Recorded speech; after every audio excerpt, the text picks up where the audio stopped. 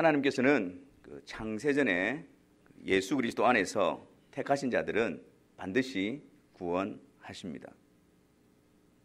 그리고 그들을 세상 가운데서 부르시고 지키시고 보호하셔서 마지막 주님 다시 오시는 그날까지 그 나라에 도달하도록 이끄시고 인도하십니다. 우리는 이 말에 동의하지만 또한 이 말에 대해서 우리는 또 오해하는 경우가 있습니다. 하나님께서 부르신 자들을 반드시 지켜주시고 또 구원하여 주신다고 하니까 또 이런 생각을 합니다. 그러면 나는 아무렇게나 살아도, 나는 내 마음대로 살아도 주님께서 구원하여 주신다고 하셨으니까 분명히 구원하여 주실 거야 라고 생각하면서 자신을 방치해두는 그런 경우가 있습니다. 또 어떤 분들은 하나님께서 택하신 자들만을 구원하신다고 하기 때문에 내가 아무리 노력한다 할지라도 나는 구원을 받을 수 없다라고 생각을 하고 미리 체념해버리는 그런 생각을 가지는 분들도 계십니다. 이 두 가지 모든 입장들은 하나님의 주권적인 사역에 대해서 잘못 이해했기 때문에 이러한 오해가 나타나게 됩니다. 하나님께서는 반드시 그 택하신 자들을 구원하십니다. 그리고 그 구원하신 자들을 끝까지 지키십니다. 그런데 그러한 자들과 상관없이 그렇게 하시는 것이 아니라 하나님께서 구원하시고 또 하나님께서 지키시는 하나님의 방식이 있습니다. 그것을 통해서 하나님은 하나님의 택하심을 이루시고 하나님의 지키심을 나타내 보여주시는 것이죠. 예를 들어서 우리의 구원은 어떻게 해서 이루어지는 것일까요? 하나님께서 택하신 자들이 구원을 받는데 그러면 우리는 가만히 있어도 저절로 구원이 이루어지는 것입니까? 데살로니가후서 2장 13절 말씀을 한번 보겠습니다. 우리 같이 한번 읽어보겠습니다. 주께서 사랑하시는 형제들아, 우리가 항상 너희에 관하여 마땅히 하나님께 감사할 것은 하나님이 처음부터 너희를 택하사 성령의 거룩하게 하심과 진리를 믿음으로 구원을 받게 하심이니, 분명히 구원은 하나님의 택하심으로부터 시작이 되어집니다. 근데 그 하나님의 택하심이 구원으로 이루어지는 과정 속에 무엇이 있습니까? 성령의 거룩하게 하심과 그리고 진리를 믿게 하심으로 그 구원을 이루어 가시는 것입니다. 그러므로 하나님의 택하심이 우리와 전혀 상관없이 이루어지는 것이 아니라 그 택하신 자들 가운데 성령을 보내주시고 성령을 통해서 복음을 듣게 하시고 그 복음에 대한 믿음으로 말미암아 그 하나님의 택하심이 구원으로 이루어질 수 있도록 역사하신다는 것입니다. 그러므로 우리는 아무렇게나 살아도 어떻게나 살아도 구원 얻는다라는 말은 잘못되어진 것이죠. 하나님께서 우리로 하여금 성령 안에서 복음을 듣고 믿게 하심으로 구원을 얻게 하시기 때문에 우리에게 반드시 그러한 일들이 나타나게 되는 것입니다.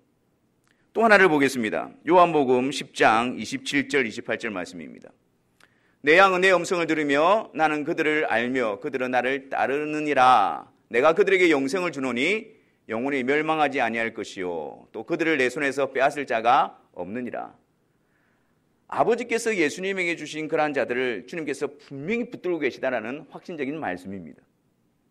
그들에게 영생을 주시고 내가 그들을 붙들고 있고 내 손에서 그들을 빼앗을 자가 없다라고 분명히 주님이 말씀하셨습니다. 그런데 어떻게 그 택하신 자들을 지켜가신다라고 말씀하고 있습니까?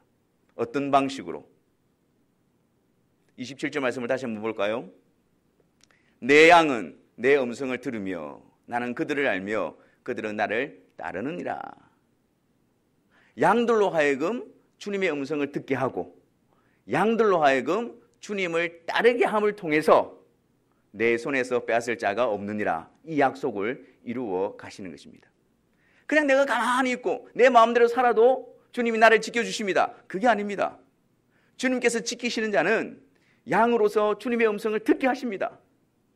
주님의 음성을 분별하게 하십니다. 그리고 그 주님의 음성을 듣고 그냥 주저앉아 있는 것이 아니라 그 목자 되신 주님을 따라가도록 그렇게 하셔서 그 양들을 지키시고 이끌어 가시는 것입니다.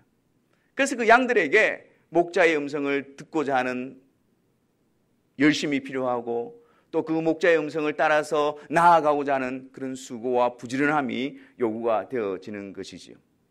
그래서 하나님의 어떤 주권적인 역사는 그냥 우리는 가만히 있고 하나님이 모든 것을 다 이루어간다, 그런 의미가 아니라 그 택하신 자들 안에서 주님께서 역사하심으로 그 택하심을 이루어 가시고, 그 붙드신 자들 안에서 주님이 역사하심으로, 주님을 따르게 하심으로, 주님을 고백하게 하심으로 그들을 지키시고 보존해 가시는 것이 바로 하나님의 주권적인 역사의 모습인 것입니다.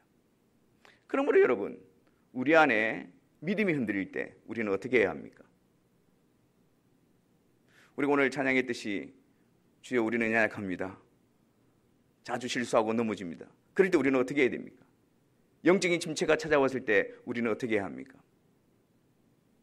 하나님께서 하나님의 백성들을 지키시는 방식이 무엇입니까? 그 거룩한 방편이 무엇입니까? 그 은혜의 수단이 무엇입니까? 믿음은 들음에서 나고 들음은 그리스도의 말씀으로 말미암느니라. 하나님께서 우리에게 믿음을 주시고 하나님께서 우리에게 믿음을 강하게 세워주시는 그 방편은 바로 그리스도의 말씀입니다. 그 그리스도의 말씀을 듣게 함으로 말미암아 믿음을 세워놓는 것입니다. 그러므로 우리 가운데 침체나 슬럼프나 그런 확신이 흔들릴 때 하나님께서 우리에게 은혜를 베푸시고 우리를 굳게 하시고 세워가시는 그 방편인 대로 나아와야 하는 것입니다. 부지런히 주의 말씀 듣는 자리로 나아와야 합니다. 부지런히 그리스도의 말씀을 듣는 자리로 나올 때에 그 방편을 통해서 하나님은 하나님의 백성들을 세우시고 굳게 하시고 이끌어 가시는 것입니다. 오늘 본문에서도 주의 성도들을 하나님께서 지켜가시는 방법에 대해서 세 가지를 우리에게 알려주고 있습니다. 하나님은 어떻게 이 험한 세상 가운데서 주의 사랑하는 백성들을 은혜 가운데 굳건하게 세워 가시는 것일까요? 첫 번째 12절 말씀입니다. 12절 말씀에 형제들아 너희는 삼가 혹 너희 중에 누가 믿지 아니하는 악한 마음을 품고 살아계신 하나님에게서 떨어질까 조심할 것이요. 하나님께서는 우리로 하여금 경각심을 일으키심으로, 우리로 하여금 경계하게 하심으로 우리를 믿음 위에 바르게 세워가십니다. 무엇에 대한 경계일까요? 믿지 아니하는 악한 마음입니다. 믿지 아니하는 악한 마음, 그것을 우리로 하여금 경계하게 하십니다. 그러므로 통해서 우리로 주를 믿게 하시는 것입니다. 여러분, 악한 마음이라고 할 때 어떤 마음이 악한 마음입니까? 우리가 보통 생각할 때 나쁜 마음, 시기, 질투, 미움, 분노, 우리가 이렇게 윤리적인 것을 생각합니다. 그런데 오늘 본문에 보니까 그리스도를 믿지 않는 마음이 악한 마음이다 라고 이야기합니다. 믿지 아니하는 마음이 악한 마음이다. 예수님을 믿든 안 믿든 그건 우리의 자유입니다. 우리의 선택입니다. 자기가 결정하는 것이죠. 그런 차원이 아닙니다. 믿지 아니하는 마음이 악한 마음이다. 그리고 이 악한 마음을 통해서 살아계신 하나님으로부터 떨어질 수가 있다라고 우리에게 경고하고 있는 것입니다. 제가 전에 전도 폭발 훈련 받을 때에 죄에 대한 부분을 이렇게 설명을 하는데 이런 내용이 있었습니다. 우리는 보통 죄라고 하면 살인이나 강간이나 도둑질처럼 강력 범죄들만을 우리 염두에 둘 때가 있지만, 성경에서 죄라고 정의하는 것은 하나님이 하신 말씀을 지키지 않는 것, 하나님이 하지 말라고 한 것을 행하는 것, 그것을 죄라고 합니다. 그뿐만 아니라 우리의 마음과 우리의 생각과 우리의 말로 짓는 죄도 있지요. 그러면서 가장 큰 죄는 하나님과 그의 보내신 자 예수 그리스도를 믿지 않는 것이 가장 큰 죄입니다. 그렇게 설명을 하는 부분이 있습니다. 그런데 그 당시에는 사실 그것이 잘 이해가 되지 않았습니다. 여러분들은 어떻습니까? 예수 그리스도를 믿지 않는 것이 그렇게도 큰 죄입니까? 왜 예수 그리스도를 믿지 않는 것을 악한 마음이라 그러고 큰 죄라고 이야기하는 것일까요? 예수님이 누구이십니까? 예수님은 하나님의 유일하신 아들이십니다. 그 아들을 믿지 않고 그 아들을 거부한다는 것은 무엇을 의미하는 것입니까? 하나님을 대적하고 하나님을 거부하는 것입니다. 이보다 더 큰 죄가 있을까요? 또한 그 아들 예수 그리스도는 우리의 죄를 속하여 주시기 위해서 구주로 이 세상에 보내어 주셨습니다. 죄인인 우리들이 유일하게 우리의 죄를 해결함 받을 수 있는 구주 대신 예수 그리스도를 거부하고 우리가 그 공의로우신 하나님 앞에서 우리가 죄 용서를 받을 수가 있을까요? 유일하시고 완전하신 단 한 분뿐인 그 예수 그리스도를 배척하고 우리가 어떻게 하나님 앞에 용서와 의로운 자로 나타날 수가 있겠습니까? 그렇기 때문에 그리스도를 의지하지 않고 그리스도를 믿지 않는다는 것은 곧 심판이요 형벌을 의미하는 것입니다. 그리스도를 믿지 않고 그리스도를 의지하지 않는다는 것은 그것은 곧 하나님을 미워하는 것이며 하나님을 대적하는 것이 되어지는 것입니다.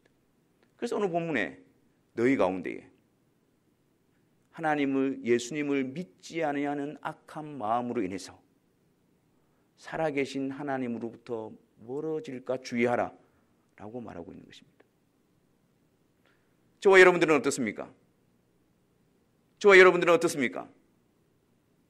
우리 안에 그리스도를 믿지 아니하는 악한 마음이 자리 잡고 있습니까? 우리가 교회에 출석하고 예배를 드리고 우리가 예수님을 믿는다라는 그 고백으로 인해서 우리 안에는 그런 마음이 없다라고 장담할 수가 있을까요? 우리가 신앙생활을 한다는 그 이유로 주님을 섬긴다는 이유로 우리 안에는 그런 악한 마음이 없는 것일까요? 그리스도를 믿지 아니하는 악한 마음, 거기에 대해서 우리는 경각심을 가지고 우리 안을 살펴볼 수 있어야 합니다. 그리스도 없이는 하나님께 나아갈 수 없다는 것을 알고 있음에도 우리는 하나님 앞에 나아갈 때 그리스도를 의지하지 않습니다. 쉽게 잊어버립니다. 그리스도의 의 외에 나의 의를 자랑합니다. 그리스도 외에는 하나님 앞에 용서받을 수 있는 이름이 없다라고 이야기하면서 다른 무엇으로 내가 용서받았다라는 거짓된 확신을 가지기를 좋아합니다. 그리스도 없이는 하나님께서 우리를 용납하지 않는다라고 그렇게 말씀하셨음에도 불구하고 그리스도 외에 우리의 것을 자랑하며 우리의 것을 내세우며 하나님 앞에 인정받기를 추구하고 있습니다. 또한 우리 안에 그리스도를 믿지 않는 그 악한 마음이 자리 잡아서 그리스도를 든든히 붙잡는 일에 우리를 약화시켜가고 있는 그런 모습을 그냥 간과하고 있지는 않습니까? 내가 예수님을 믿는다는 그 이유만으로 점점 우리 속에 오직 예수 그리스도 주님만이십니다 라는 그 믿음이 점점점 희석되어져 가고 있는데도 불구하고 우리는 그 일에 대해서 전혀 경각심을 가지지 않고 그냥 그것을 방치해 두고 있지는 않습니까? 깨어서 항상 자신 안을 살펴보십시오. 내가 그리스도를 믿지 않는 악한 마음에 사로잡혀 있는 것은 아닌가? 돌이켜 성령의 은혜를 구하여 그리스도만을 붙들고 그리스도 안에 세워지게 해달라는 그런 기도의 자리로, 그런 간구의 자리로 우리는 다시 세워지게 될 때에 은혜 가운데에 든든히 세워질 수가 있을 것입니다. 두 번째로 주님께서 우리를 이 세상 가운데서 은혜 가운데 든든히 세워가시는 방편이 무엇일까요? 13절 말씀을 보겠습니다. 13절 말씀을 우리가 다 같이 한번 읽겠습니다. 오직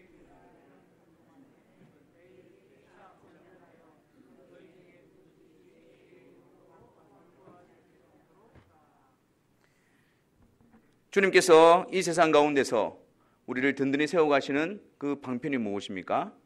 피차 권면하게 함으로 우리를 믿음 위에 든든히 세워가시는 것입니다. 주님께서 왜 우리를 교회로 뭉쳐주셨을까요? 불러주셨을까요? 우리를 왜 주님의 몸에 연합된 지체들로서 함께 이렇게 신앙생활하게 하셨을까요? 피차 권면함으로 이 죄악된 세상 가운데서 주님을 붙들고 믿음으로 세워질 수 있도록 하게 하시기 위해서 우리를 같이 불러주신 것입니다. 그런데 여러분, 성경에 보면 서로 사랑하라, 또 서로 위로하라, 서로 돌아보라, 서로 또 뭐가 있습니까? 서로 화목하라. 뭐 이런 말씀들은 우리가 더 익숙해서 잘 압니다. 그런데 오늘 말씀처럼 피차 권면하라 라는 말씀을 듣게 되어지면 우리 마음에 부담감이 생깁니다. 그렇지 않습니까? 아유, 내가 누구를 권면한단 말입니까?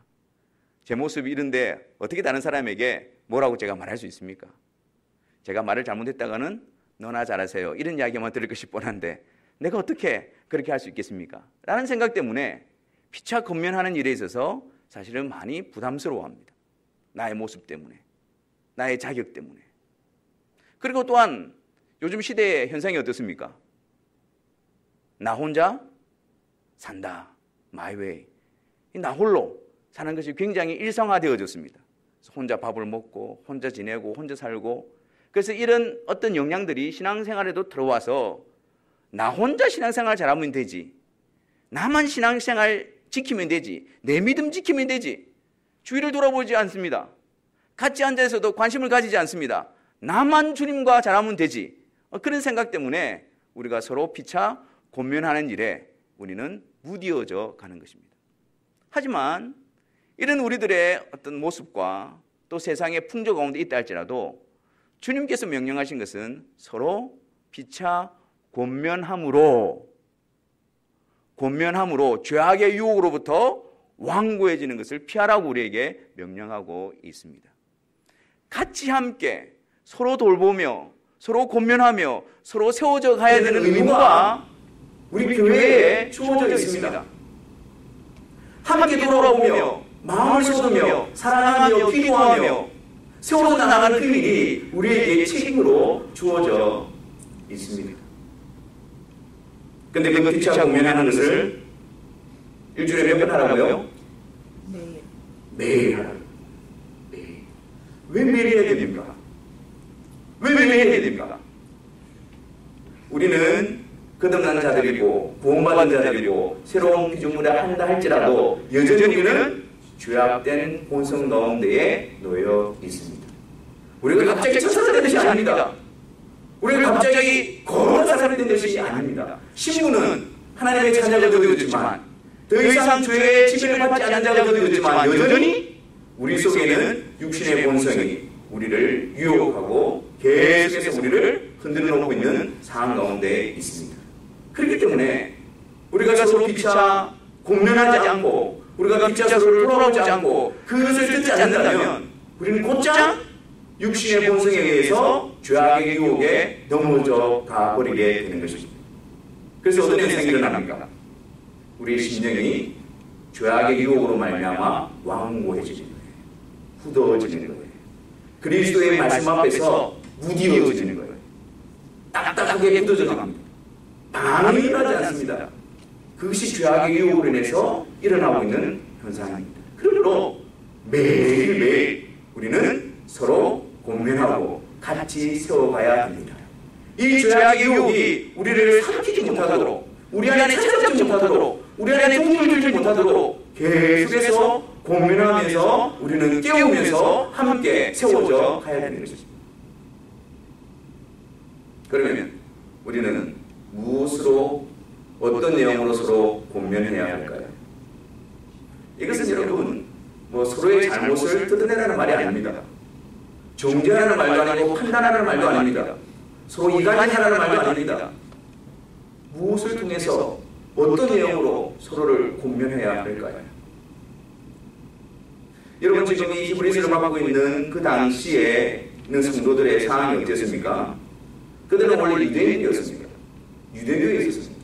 근데 그들이 예수 그리스도를 믿기 위해서 그리스도께로 나아왔습니다. 그러다 보니까 유대교로부터 많은 핍박을 하고 있습니다.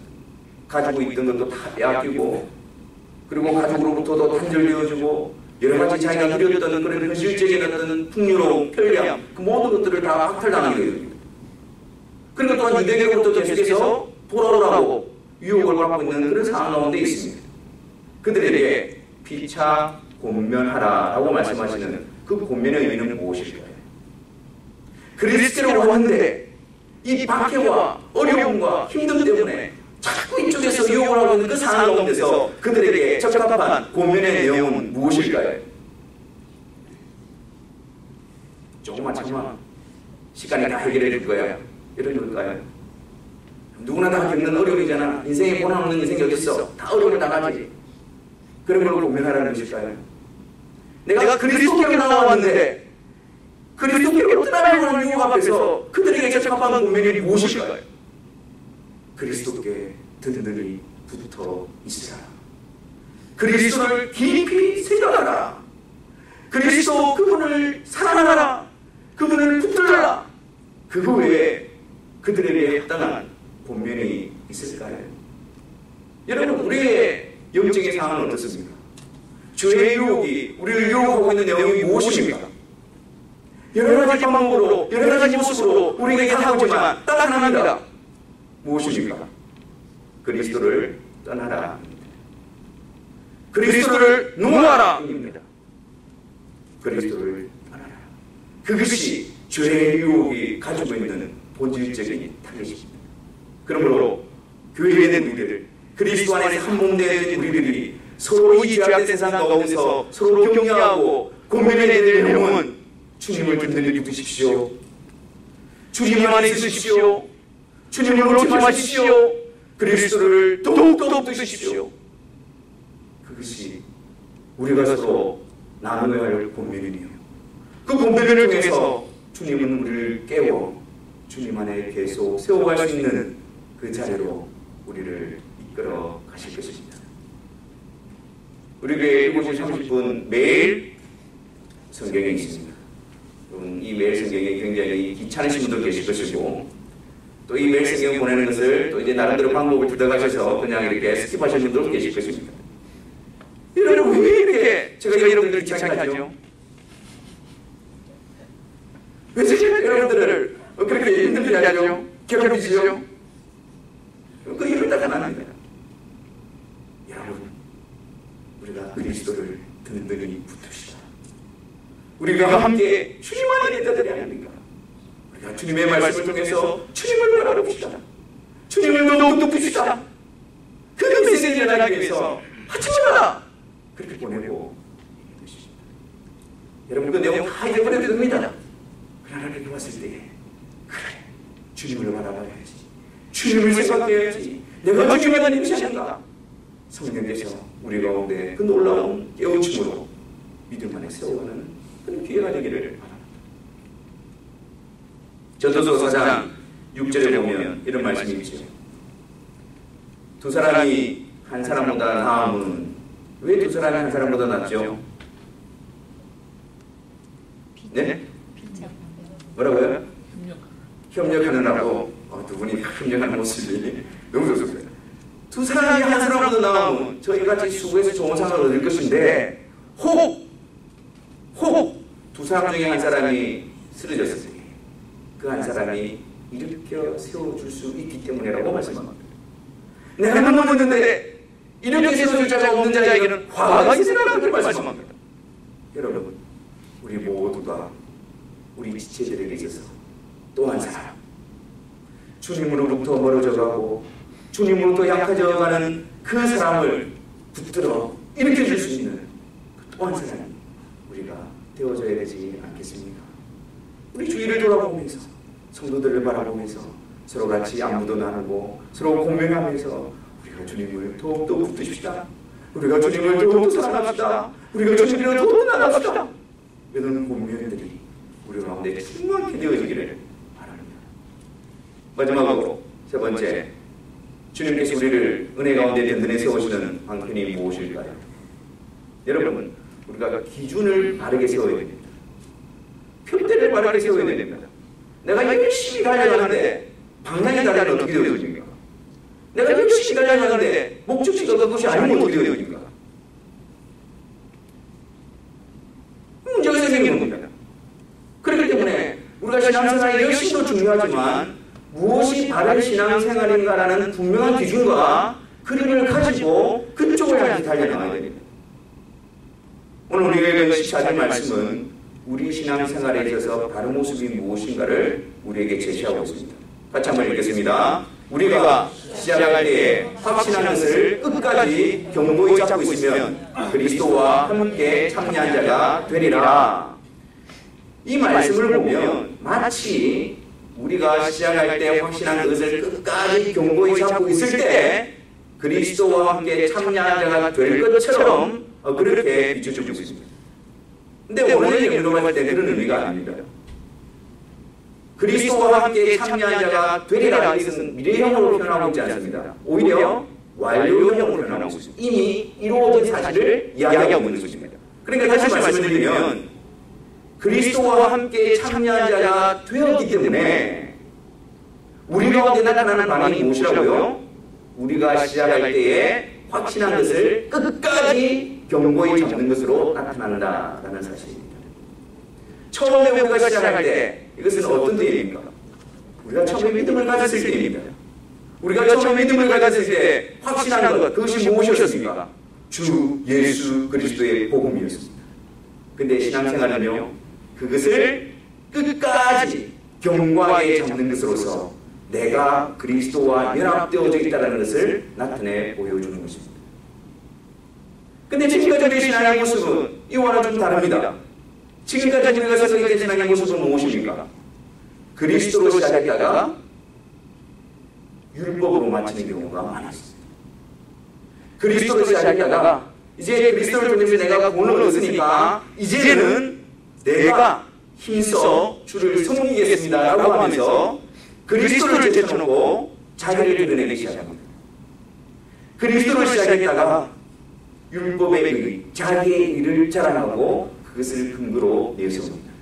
주님, 저를 구원하신다고 수고하셨으니까 이제 앉아 계십시오. 제가 열심히 하겠습니다. 제가 열심히 섬기겠습니다. 제 영신을 받아 주옵소서. 그래서 처음에 주를 믿을 때는 그리스도의 복음이 드러나는데 점점 가면이 갈수록 주님은 사라지고 나의 모습이 드러나는 것입니다. 근데 여러분, 바른 신앙의 모습은 그게 아닙니다. 우리가 시작할 때에 확신한 것을 끝까지 견고히 잡고 있으면, 우리가 시작할 때 시작하는 그 복음은 처음 주를 믿을 때만 필요한 복음이 아니라 신앙생활 전부를 겪고 있는 끝까지 우리가 굳건히 붙잡아야 될 복음이며 근거가 되어지는 것입니다. 신앙생활의 바른 모습은 주님으로 시작되어지고 주님 안에서 깊어지고 끝까지 주님을 붙들고 있는 것으로서 나타나게 되는 것입니다. 우리의 첫 번째 고백이 주 예수 그리스도였다면 우리의 오늘의 고백도 주 예수 그리스도이시요 마지막 날 주님 앞에 서는 날도 우리의 고백이 닿는 날도 우리의 고백은 동일한 주 예수 그리스도 그분이 되어지시는 것입니다. 우리가 무엇을 붙들고 신앙생활을 하고 있습니까? 우리가 오랜 신앙생활 가운데 무엇이 드러나고 있습니까? 우리를 통해서 오직 증거되어지고 나타내는 예수 그리스도. 처음에 확신한 것을 끝까지 계속해서 견고히 잡고 있는 것. 그래서 그분이 더 풍성해지고 그분이 더 눈이 드러나는 것. 그것이 우리가 달려가야 될 신앙의 모습인 것입니다. 베드로 사도가 순교를 앞두고 있습니다. 흩어져 있는 자들에게, 성도들에게 마지막으로 그들에게 권면하고 있습니다. 어떤 내용을 권면하고 있을까요? 이제 조금 있으면 육체의 장을 벗고 부르심을 받게 될 겁니다. 지상에 남아있는 제자들, 성도들에게 그가 이제 마지막 말할 수 있는 시간이 얼마 남지 않았습니다. 어떤 말을 남겼을까요? 베드로후서 1장 12절 말씀을 보겠습니다.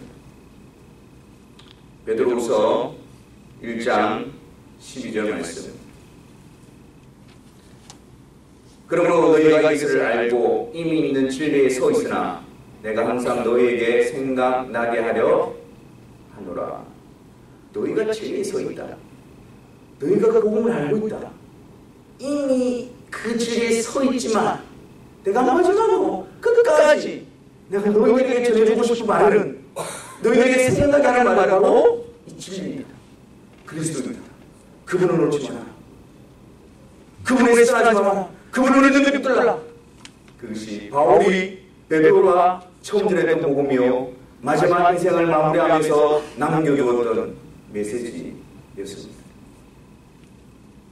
고린도전서 11장 26절에는 주님께서 성찬을 제정하시면서 우리에게 이렇게 명령하십니다. 너희가 이 떡을 먹으며 이 잔을 마실 때마다 주의 죽으심을 그가 오실 때까지 전하는 것이니라.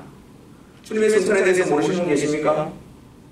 주님의 살과 피, 나를 위해서 죽으시고 피 흘리신 그 예수 그리스도, 그분에 대해서 알지 못하는 분이 계십니까?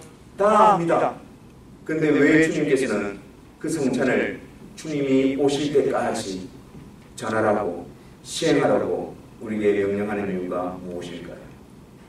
다 알고 있음에도 불구하고, 다 아는 진리에 서 있음에도 불구하고, 그럼에도 불구하고 그것을 든든히 붙잡고 그것을 든든히 사모하고, 그것이 바로 신앙이기 때문입니다.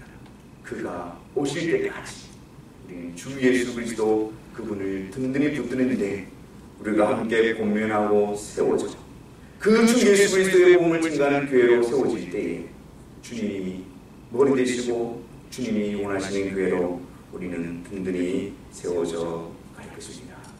사랑하는 성도 여러분, 주님께서 우리를 은혜 가운데 세워 가실 것입니다.